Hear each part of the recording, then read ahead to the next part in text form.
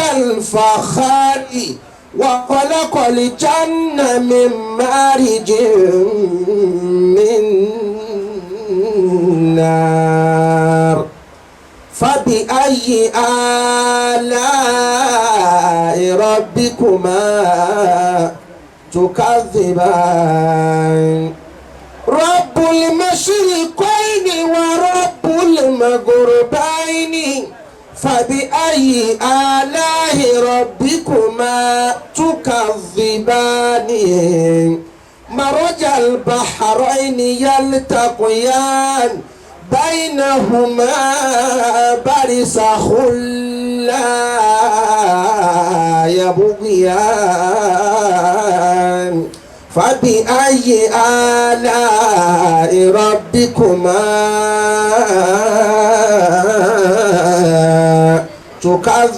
تكذبان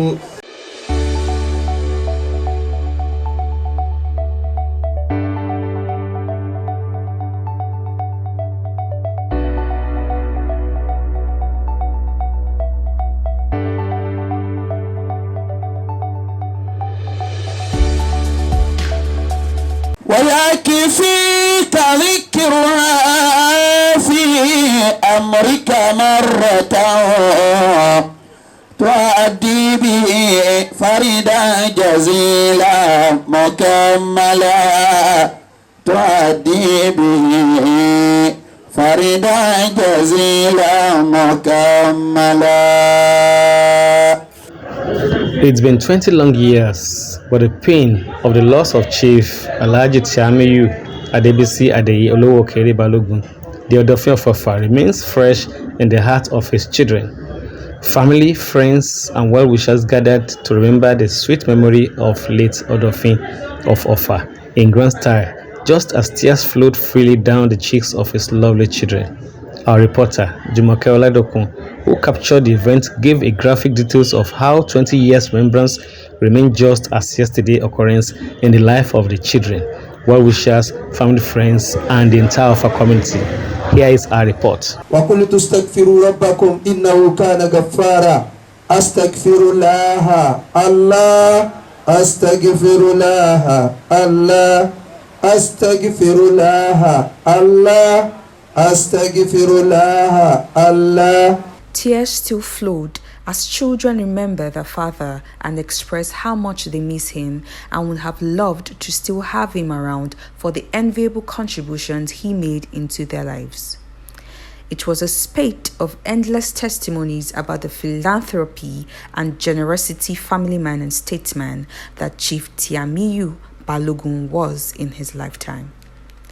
The Chief Imam of Ibolo land, who doubles as Chief Imam of Offa land, Sheikh Salman Hussein Muhyiddin, in his sermon eulogized the great legend of Balogun family as a man of endless description, a man who was blessed to be a blessing to his generations and to everyone who passed through his hands.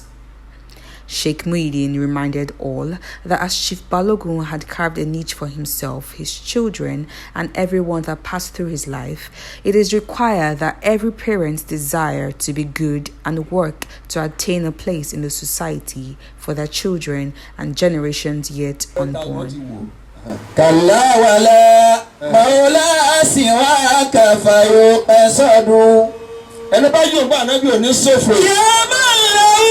أنتي الوجوه بأسرها ذلا وكل الكائنات توحد. èyí náà ń ṣe ogún ọdún Ọ̀fà tún wá padà wá Ọ̀fà yìí sí níbi kankan padà wá mọ́ ẹ̀yin ọmọ ṣe é dé báyìí tọ́fà báyìí síkú òbí kan wọn ò tó débẹ̀ mọ́ dáadé kìí á mọ̀.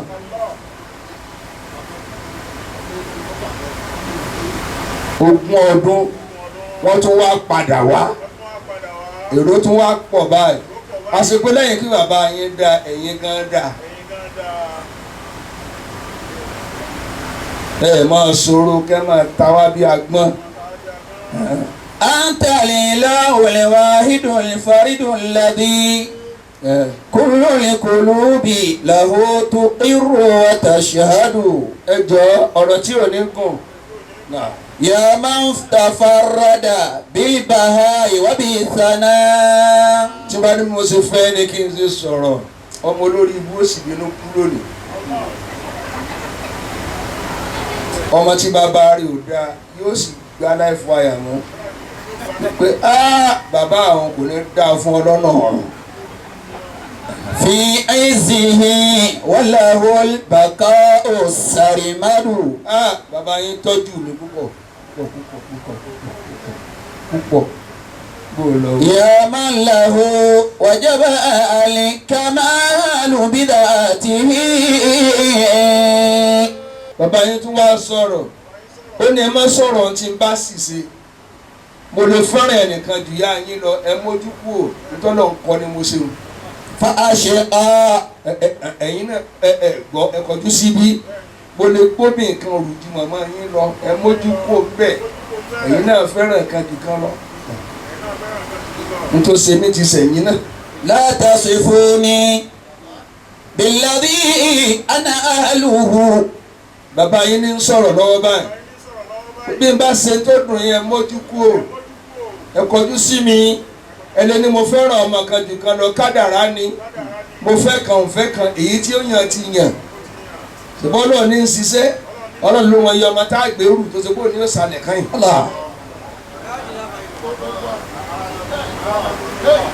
látàṣẹ́fóni ọlọ́run sì ló mọ iye ọmọ tá a ní fẹ́ rí tó ṣe kó ní òdìlé mú. bíláàbí àná àlùhù. ẹ ṣàṣọra yín lọ́kàn rúṣídà làwọn ọkùnrin tẹ́lẹ̀ torí bá ti kọjá méjì mẹ́ta á dáadáa kú dálẹ̀ ká tó kú. kálukú wa náà ti ń dá ti álẹ̀ ní ìsìn tí tèmi náà ti pé mẹ́rin àti ń dálẹ̀ ọ̀dọ̀ wọn jà dá ìtì òní tánlẹ̀. fàṣíkà wàhálòní bí khayri sifati. mo rò pé ń tẹ̀lé mi ni ẹ̀ ń tẹ̀lé mi. so ohun tí mo ń sọ lónìí ni pé ẹ má rí àṣìṣe dáàdì yín kọ́mọ yín má bàa rí àṣìṣe tiyín náà gbogbo tẹ́ ń ṣe lónìí ẹ ṣe tinútinú wẹ́ẹ́ àwáṣá dáàdì òkúkú fẹ́ràn àwa ṣe bọ́lá sì ti ní kó ọlọ́run ti kẹ́ ọ èwo lọ̀rọ̀ tí ò tán lẹ́nu rẹ mọ́ èwo lọ ránu má èwo lọ ránu má ọmọ tó lò ní foríjì bàbá àwọn sì ò ti wọná látàyè. àṣìká wàhálùní bọ́rọ̀ bá gbóná kan máa bomi wọn. bi khayri sifati. torí pé bàbá rẹ̀ ṣe ọ ọmọ kọ̀ọ̀kan wá wáìtì lónìí ìwọ wá lọ múra bí ẹrú ilé tó àbá kú lọ kù sí tó bá kú wáìtì ọjọ́ lọ pààrọ̀ ẹnu yàrá kí tó rábà náà. Another cleric who spoke on the relevance of the 20-year Fidau prayer in the remembrance of the late Balogun, Imam Abdurrahman Salman Hussein Ali Imam, Imam of Alakpe Osoko family and Imam of Olaiya Memorial Mosque, explained that prayers for those who had departed from us need be remembered because man only transits in existence. Men don't actually die as long as they left children behind. The Imam described late Balogun as a society builder, a defender of the masses and interests of the community where he hails from.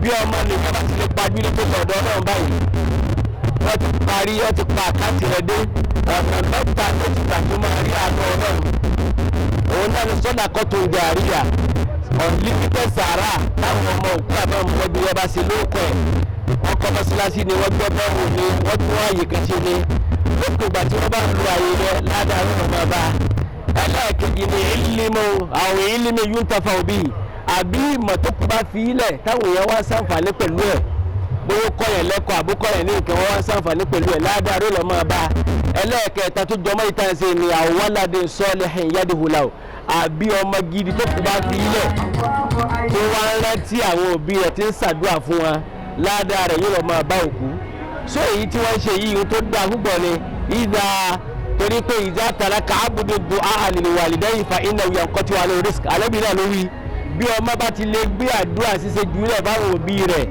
ọ̀nà jẹ́rẹ̀ ìmú rẹ̀ àjẹkù fún pínpín ṣùgbọ́n lópin ìgbà tọ́mọ ò bá gbàgbé àwọn òbí ẹ̀ tí ń ṣàdúrà fún wọn òun náà máa ṣayé dáadáa. Some of the relatives who spoke about Chief Balogun also gave account of his relationship as a book with endless chapters, and which is the reason they have been around to remember their kinsman that passed on since 20 years ago.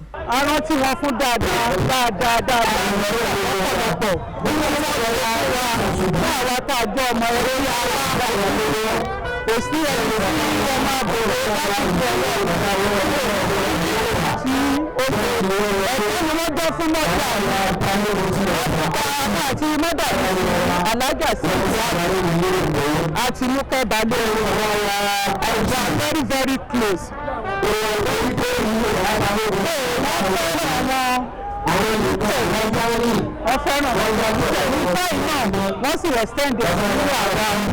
His children, 24 of them, all alive and doing well in their various vocations, gave tear-dripping testimonies that their father is an embodiment of humility, love, and caring, demonstrated in his teaching to them and his relationship with fellow humans.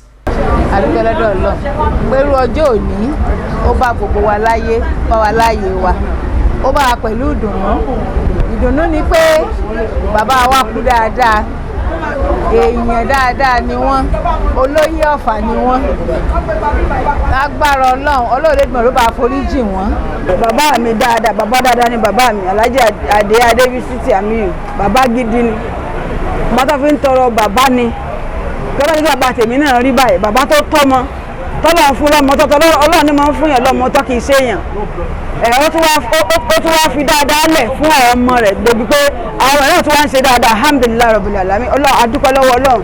adúpẹ́ lọ́dọ̀ Ọlọ́run fún tí gbogbo 20 years remembrance tó sojú gbogbo wa lẹ́nu bàbá tó ju bàbá lọ ni Ọlọ́run bá àti wọn sáfẹ́fẹ́ rẹ̀ irú àkọ́jú tí Ọlọ́run máa di kó bàjẹ́ ìjọba sílẹ̀ Ọlọ́run máa di kó bàjẹ́ gbogbo àárín ọmọ náà àwọn ọmọ náà ká má wọ ẹnìkan tì nínú wa ká tún ṣe 25 ti 20 la ṣe lẹ́nu ká tún lè ṣe 25 pẹ̀lú ògo t'Ọlọ́run.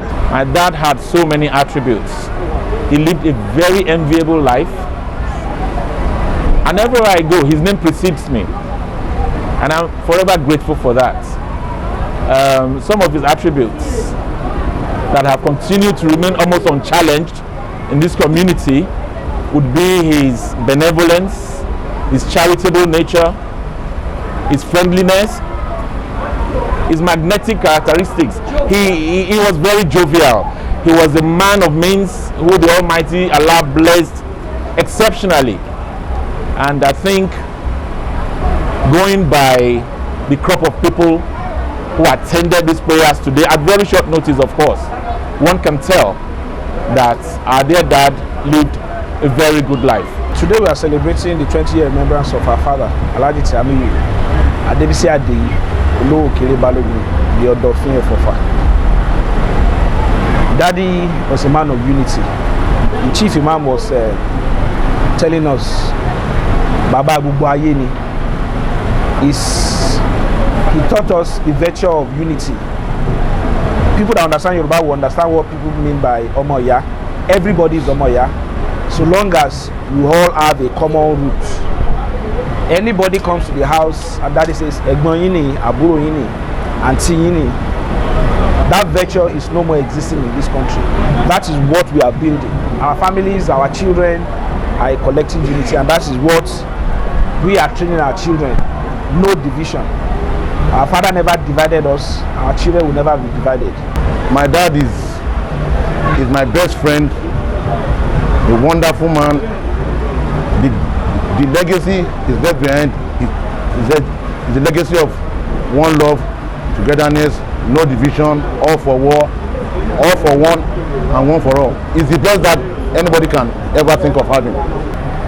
Gbogbo àwọn ọmọ àti ọmọ ọmọ àti ọmọ ọmọ àti gbogbo àwọn ọ̀rẹ́ àti gbogbo ojúlùmọ̀ gbogbo wọn wá láti wá yẹ wá sí gbogbo àná àgbẹ̀yìn àdúgbò wa lágbára Ọlọ́run eléyìí tá wá ń ṣe lẹ́yìn bàbá wa iwájú tán kọjú sí Ọlọ́run tó dáa ẹ̀yìn tí wọ́n fi sílẹ̀ àwa náà ní ẹ̀yìn náà ò ní bàjẹ́ èdè àìyedè ò ní dàrin wa rú ọmọ aráyé ò ní dàrin wa rú lágbára Ọlọ́run ẹ̀yìn wọn tó ń tí ń dùn kò ní bàjẹ́ lágbára Ọlọ́run.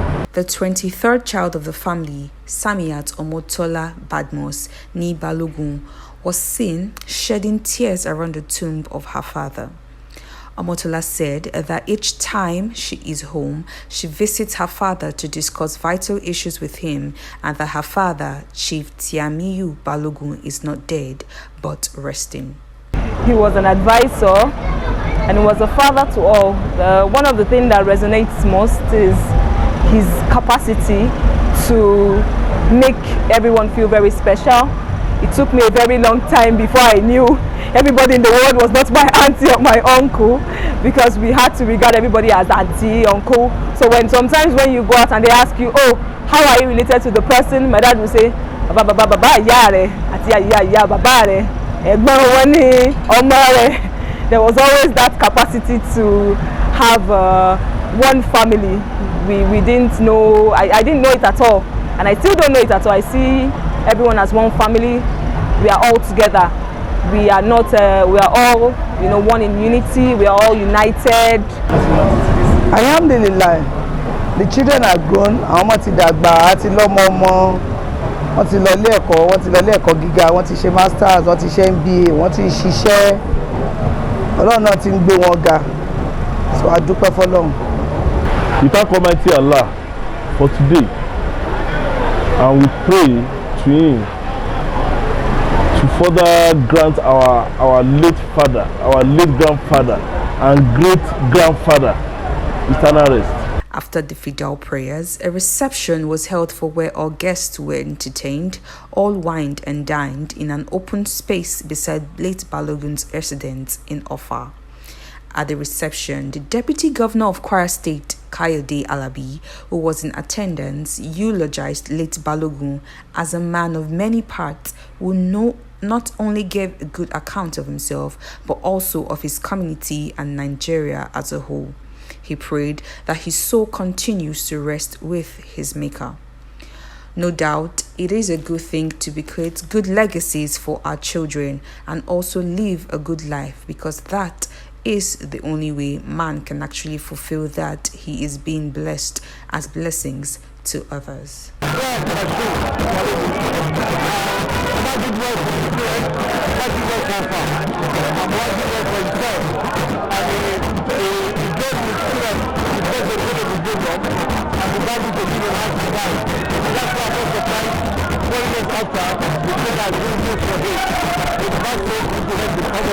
Thank you.